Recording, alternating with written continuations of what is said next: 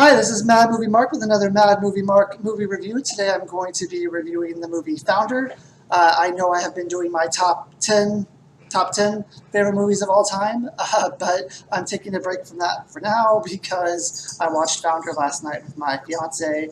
And so next week, not next week, next episode, I should be back with Eternal Sunshine of the Spotless Mind. That's my number 5. So if you love that movie, it'll give you something to look forward to. If you hate that movie, then it'll give you a reason to tell me in the comments why I'm wrong. You can really give me a good thrashing if you want. Whatever makes your day better, that's what I'm here for, even at the expense of myself. I am a ginger, so I am used to this sort of treatment. And I let it just slide right off my back. So give me what you want, people. This movie is about McDonald's. I have a personal story where I worked for a decade, 10 years, not at McDonald's, but at a Wendy's. And if you can imagine how hard it is for a redhead to work at a Wendy's, just times that by 10, and you will get your answer, because everyone who came through the drive-thru, everyone who came into the store, I was younger then, much younger. I was much thinner back then, and everyone who came into the store, in whatever manner they came in, always wanted to know how my girlfriend Wendy or my sister Wendy was doing, or they wanted to know how I was related to Wendy's.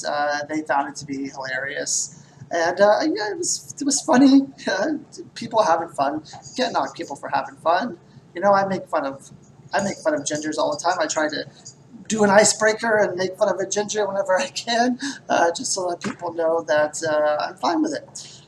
So we're going to be doing Founder today. Founder stars Michael Keaton as Ray Krock, Nick Offerman as Dick McDonald, John Carroll Lynch as MacDonald, Laura Dern as Ethel Kroc, and B.J. Novac as Guy from The Office, who comes in at the end of the movie to essentially save the day. It's not like an Laurence Olivier type of role. He looks like B.J. Novak. He acts like the guy from The Office. So he's just the guy from The Office for me at this movie. And I'm sorry if people are offended by me typecasting actors, but I remember when I went into see The Quiet Place 2, everyone literally screamed at the screen that that's Jim. Where's Jim? I want Jim. This is impossible. Where's Jim? And so I had to put up with that in the movie theater. So I feel like when I'm at my house, I can quietly typecast people in the privacy of my own home if I felt like it. So this movie, it starts with introduction of Ray Kroc. He is a failed salesman of different items. He has a long history of getting different sales jobs. You find this out later, and just not succeeding at it. At this point in his career, he is in his early 50s. He maybe 49 or 50. He is trying to sell these big shake making machines. So you put the liquid in there. This thing is the thing that makes the machine, and it rotates, and it can make 8 at a time. And no restaurant wants it, because no restaurant right now needs to make 8 at a time. This is still in the diner days when you would pull up, you would order your food, they would roller skate out to you and give you your food. It would take like 20, 30 minutes for the whole process to happen. And most of the time the food would be wrong, and they would spill it, they would trip on their roller skates, and they'd have to do it over again. Incredibly inefficient. So he's traveling from store to store trying to sell these contraptions, and it's not working out for him. And then he gets a call from his secretary at the office. I believe it's his secretary. It seems like that's what she is. From his office, wanting to confirm an order of 8 of these for one store in California. He's in Illinois. He says that this can't be right. No one needs 8 of these. He calls him up to confirm. The store is in San Bernardino. I lived in Southern California. I grew up in Southern California. I know Southern California, and I know I would never want to go to San Bernardino. I'm sorry for anyone who lives in San Bernardino. It's just not my cup of tea. I'm sorry. So anyway, he calls and confirms, yes, they want 8 of these things. He's dumbfounded, completely. He can't understand why they would want to eat, so he drives cross country to this restaurant, which a big sign that says McDonald's on it. And he goes in and he orders a sandwich and a fry and a drink and gets it immediately. And he's like, well, what is this? Like, this usually takes 15, 20 minutes. Nope, it's just right there for you, sir. There's your food. So he sits down, and the owner of the restaurant comes up. This one is MacDonald, comes up to him and offers him a tour of the store, since he's the one. He introduces himself as the guy who's selling all these shake machines. Oh, you're selling us our shake machine. Would you like a tour of the store? Sure. He gives him a tour of the store. And when he gets a tour of the store, it's a very Henry Ford type of thing going on. Where there's a supply chain, and I can't think of the supply line or whatever. It's much different. Everything is organized. The store is built for efficiency. It's built for speed. They call this their speedy system. He tells a story of how they thought out this system. They went to a tennis court. They drew out the store on the tennis court, and they had people actually go and try to do these different stations in the most efficient way possible. Ray Krock is beside himself with excitement. He can't believe what he's looking at. He knows this is going to be a big deal. He asks them if he can franchise out this idea. They tell him yes. After a while, he has to do some convincing. They tell him yes. Ray Kroc goes to his wife and says, I think I finally have a big thing here. He buys his first franchisee store by mortgaging his house and not telling his wife, Laura Dern, that he's done this. He has a lot of lunch meetings, a lot of different meetings. Wherever he goes, he meets people. He pitches the idea of franchise stores. They love it. They sign on. Dick McDonald and MacDonald are very concerned that the integrity of their store is in jeopardy, that it's not going to be ran with their morals and their values and their system and their way of doing things. The more franchises are open, the harder it's going to get. But Ray Kroc definitely is motivated. He wants to do this. He knows how to do this. He's learning on the fly as he goes along. The passion is there, though. And you can tell that his heart is in this. He wants to do this.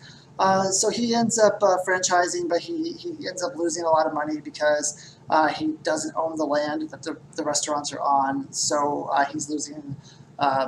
He's not making that much money on the stores in the way that he has the deal structured. So he randomly meets B.J. Novac. On the way home from the bank, B.J. Novac sees him, recognizes him, and says, let me look at you. If you're not making money, then you're doing something wrong, because this is a great product. This is a great idea. Let me look at your books. Essentially, looks at his books, tells him he needs to start buying land instead of just being a restaurateur. And then later on, so he starts buying up the land and starts making a ton of more money. And then he offers to buy the two brothers out, which causes a bit of animosity.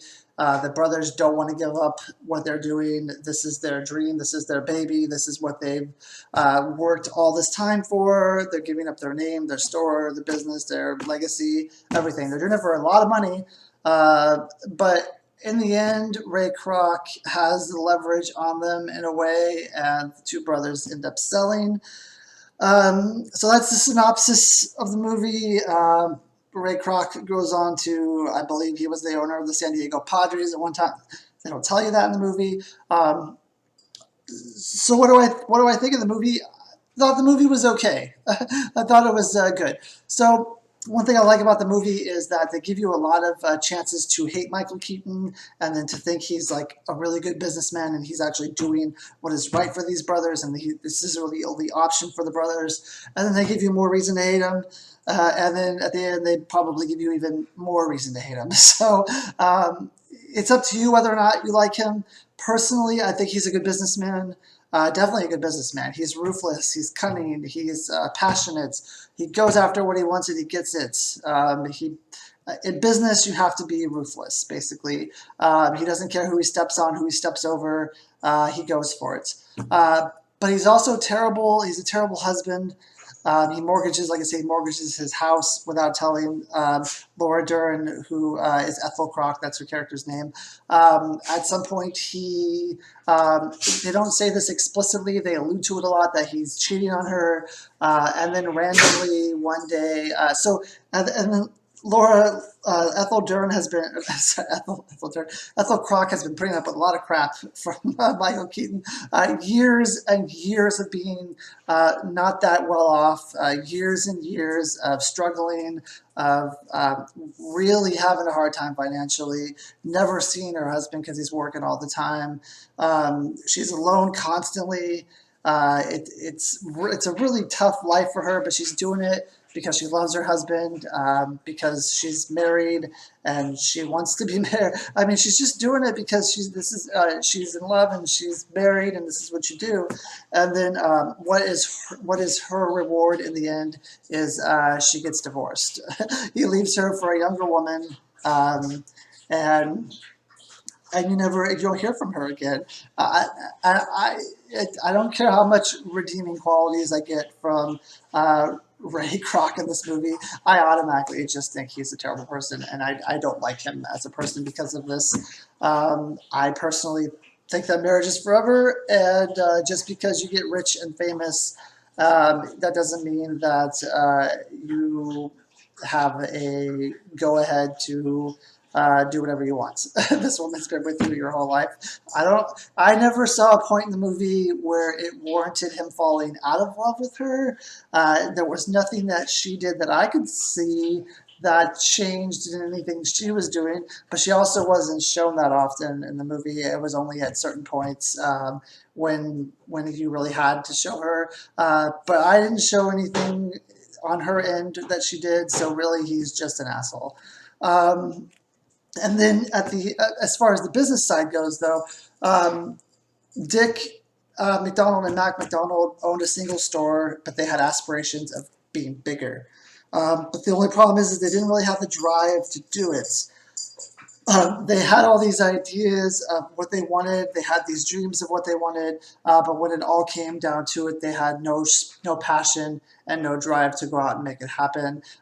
They worried so much about what their legacy was going to be with this one store and what people would think about them and their norms and their values, that they were too scared to do anything else. They were scared that if they pushed the envelope just a little bit, everything would come crashing down, and in that way, they could never progress. So McDonald's would never be where it is today if it wasn't for Ray Kroc and his ability to go out there and make things happen. At the end of the movie, they get a tidy sum of money when he buys them out. This is also money that they would have never had. They would have never franchised. They would have never gotten bigger than they were. And in the end, their stores probably, where would McDonald's have gone? So with the information I'm given, it seems like they made the right choice professionally because they couldn't have done any better and they're better off financially. They did get screwed in the contract that they signed and the way things were done, but they did end up better off than they were. So this movie, I think it makes you think about kind of the what business is like, what corporations are like, what you have to do to not only in your life, but in other people's lives to become big and to become famous and to make it. I'm not saying that this is the only way to do it, but I think this is a good study of how people can change and how things can change very dramatically when it comes to money and when it comes to being rich and powerful. I thought it was a good character study. I'm pretty sure they probably left out stuff in Ray Kroc's life that were important. But for what they gave us, I thought it was good. Working in fast food myself, I can say that these systems, the way that the store is set up, the way things are done, they are still used today. They're not that much changed from what I could tell. I am about 6 or 7 years removed from fast food. But from what I can remember, it's similar, and they really did pave the way for the kind of fast food service that we have today. Who knows how long it would have taken to get the fast, speedy drive-through service, the fast, speedy in the restaurant service that we have today. I wish they could have focused a little bit on the employees in the store. That's just me being an employee. Fast food work is very hard work. It's very demanding physically, emotionally.